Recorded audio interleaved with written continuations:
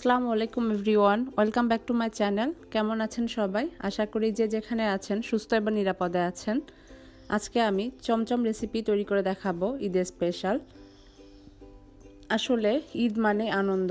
ঈদের দিন আমরা সবাই মিষ্টি জাতীয় জিনিস রান্না করে থাকি, আর সেটা যদি হয় মিষ্টি এবং ঘরে তৈরি, তো তাহলে অবশ্যই কিন্তু সবাই সেটি অনেক পছন্দ করবে। এখানে আমি 2 কাপ ছানা নিয়েছি। ছানার রেসিপিটি আমার চ্যানেলে আগেই দেওয়া আছে, লিঙ্কটি আমি ডিসক্রিপশনে দিয়ে দিব। আশা করি সবাই দেখে নেবেন। 2 কাপ ছানা আমি 2 লিটার দুধে সামান্য ভিনেগার, 2 চামচ ভিনেগার দিয়ে আমি ছানা করে নিয়েছি। এরপর ছানাটি শুকিয়ে আমি এভাবে মথে নিলাম। এর মধ্যে 2 চামচ পরিমাণ আমি ময়দা দিয়ে দিলাম। আপনারা চাইলে সুজিও ব্যবহার করতে পারেন।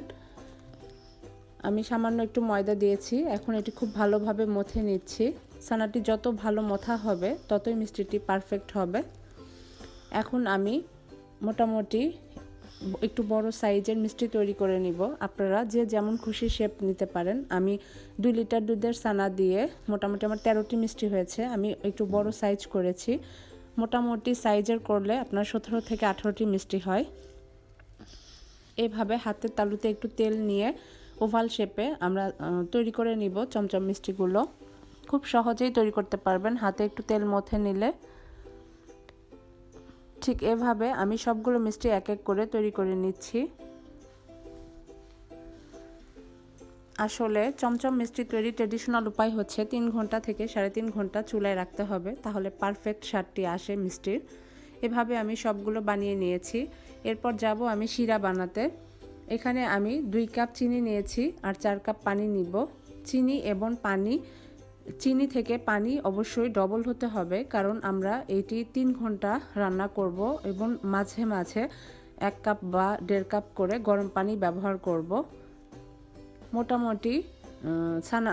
মোটামুটি পানিটি একটু গরম হয়ে আসলে এবং 3-4 বলক উঠলে আমরা এর মধ্যে মিষ্টি দিয়ে দিব। আমি পানি দিয়ে দিলাম। চিনি এবং পানি একটু মিশিয়ে নিয়ে বলক আসলে আমি এর মধ্যে মিষ্টিগুলো দিয়ে দিব। 3-4 বার একটু ফুটে উঠলে আমি এর মধ্যে মিষ্টিগুলো দিয়ে 20 মিনিটের জন্য ঢেকে দিব।